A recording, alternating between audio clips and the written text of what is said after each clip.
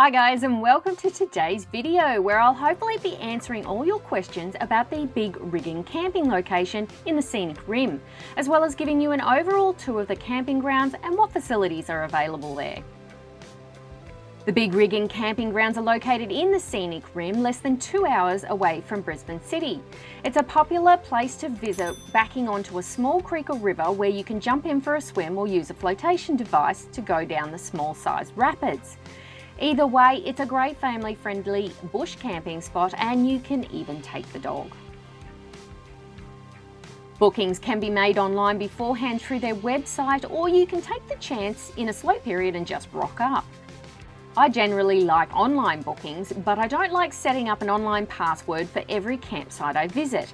Therefore, I did call them up to do it over the phone, but unfortunately, they refused to take my booking over the phone, so that was a little disappointing.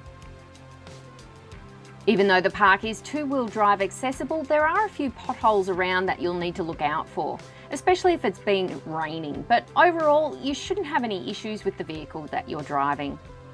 Probably just need to take care, especially if you're towing, but rain does make the camping grounds and roads a bit boggy.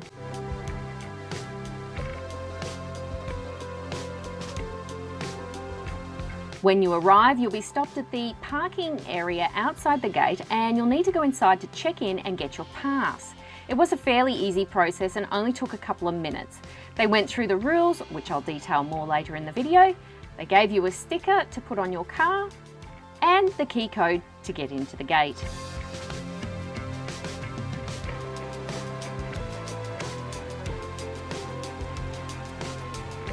There are allocated powered sites listed on the map in red. But as we were going non-powered, it was just a point of finding a space and setting up. We ended up finding a nice flat grassy spot around Kangaroo Court and ended up setting up there. But I will show you what all the other areas look like. For an unpowered site for 2 nights for 2 people, we were only charged $63. The unpowered sites aren't allocated, so when you rock up to the camping area, you'll just pick what's available. Keep in mind that during busy times, this can be hard as the campers are already spaced out a bit. I probably wouldn't recommend rocking up at night. Trying to find a non-powered site with flat ground is hard in the dark, and probably some areas here I wouldn't camp. Other things you do need to be mindful of is there's no cutting down logs or trees on the property, no motorised bikes to be used, there is a max speed of 8 to 10 kilometres per hour or around walking pace, no learner drivers or unlicensed drivers are allowed to drive on the property or riding in the back of utes. Day visitors must check into the office beforehand and fees will apply. If there is expected rain, then you're probably best bringing the gumboots. The best areas to camp would really depend on what you're wanting.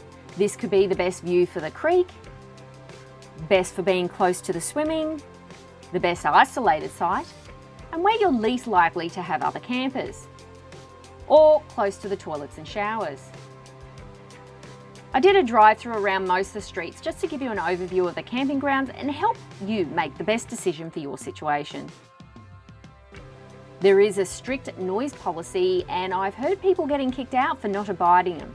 This means there's no music after 8 p.m, limited noise after 9 p.m, and no noise after 10 p.m. This could also involve any bad language and dog behaviour. It was really great in the mornings. I found around 5 a.m. you could hear all the birds, possums, and the creek water flowing past. Pretty much the rest of the time there was too much background noise from the other campers. Also know there's a major road on the other side of the creek, and at times you'll hear the cars and trucks passing by. Powered sites are allocated, but there aren't a whole lot of these. Good news is that they don't seem to be that popular. Most are all lined up and further away from the creek, so you shouldn't have too much issue getting a site. However, there are a few sites with creek views, but you might have to get in early for those. There are prickles around on the ground, so it's probably best to walk around in some kind of shoes. Gumboots obviously in the wet weather. Probably not a huge deal, but the phone service was extremely intermittent and shouldn't be relied on. Some apps will work, but you'll be waiting forever on others. We even had Telstra phones and normally can get service anywhere. I suppose this is a great way to tune out sometimes. They do cater for really big groups. I'm talking 10 sites or more. So in that case, you should probably talk to the staff about having an area sectioned off for you. If you have about 4 sites together, then you can probably find this easily on your own. Office hours are generally 8 AM to 6 PM, but longer on a Friday night to allow for the late check-ins. They have a nice little shop set up here with some basic supplies if you've forgotten anything, along with a coffee machine and an ice cream and drinks selection.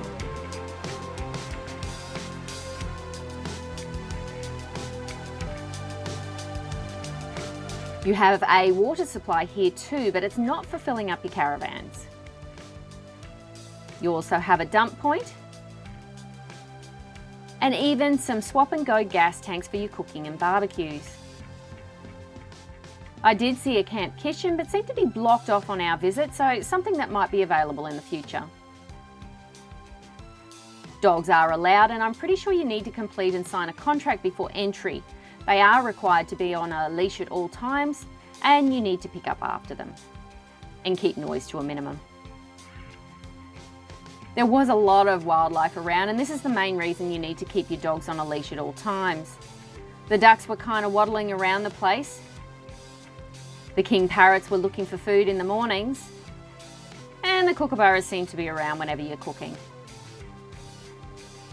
It's nice to see some of the wildlife, especially when you don't see much living in Brisbane City. Generators can be used for a couple of hours in the morning and a couple in the afternoon, late evening. You might want to check these times before you visit, but it must be rated 65 decibels or less. Fires are permitted with the use of their fire pits or bringing your own. There are random fire pits located around the grounds, and you can simply just pick one up that isn't being used. These are mostly old truck tyre rims or brake drums, although probably more convenient just to bring your own. We had 2 to choose from near us, so we never ended up using our own.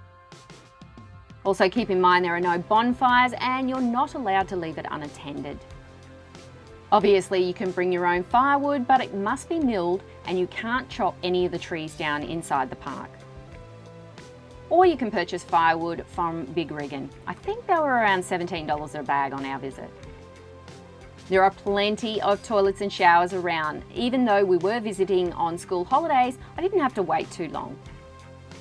The showers were coin operated and cost about $1 for 5 minutes of hot water. If you need some change for this, then go visit the office. You also have washing machines and a dryer here that'll cost $6 per load. If you're into photography, I managed to get some really great colours without the Brisbane city pollution, and also of the wildlife. The creek is your highlight at Bigriggen and actually a really great swimming spot, especially in the summertime. It was a bit cold for us at the moment, but you'll often find people on floaties or just sitting in the water. This looked like so much fun too. You just jump in, float down to the end, jump out and walk to the start again. This large grass creek entry area is on the end of Riverside Drive. It's also where you can throw some kayaks or paddle boards in. There are other areas you can get in further up the creek, but probably better from the main entry point.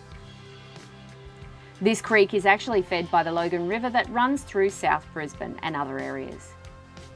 Remember, if you need help blowing up any of your gear, they do have an air pump right beside the office that you can use for free. But no, from what I saw, it was really slow. Looking for other stuff to do, then lake nearby and seems to be a popular spot to venture for the day. This is for swimming or any of your motorised sports like jet skiing, skiing, or just getting pulled along on your flotation ring. Only took us about 20 minutes to drive there, so if you're looking for ways to keep yourself entertained or busy for the day, it'll be a good option. Overall, it was a really great night to stay here at Bigriggen and would probably go back again. If you want to see other areas we've camped around Brisbane, please click the playlist here and check them out. Otherwise, thanks a bunch for watching guys, and I will see you for the next one.